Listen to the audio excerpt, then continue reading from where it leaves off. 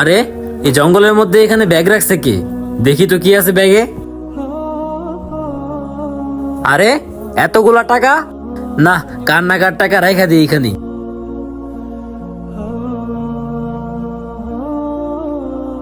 আরে প্রণয় ভাই, কি অবস্থা? কই যেতেছেন?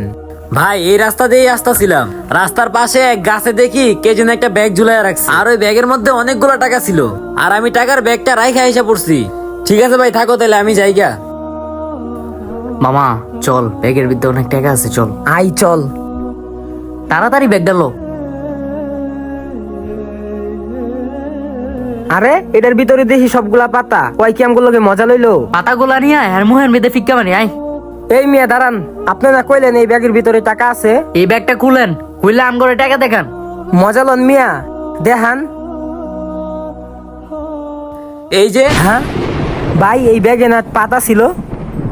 ভাই, এখন আমি বুঝতে পারতাছি এই টাকাগুলা আল্লাহ তাআলা আমার রিজিকে রাখছিল, আর এই টাকাগুলা তার রিজিকে ছিল, যার নিয়ত পবিত্র ছিল। আমাদের ভিডিওটি ভালো লাগলে কমেন্টে মাশাআল্লাহ বলে যাবেন।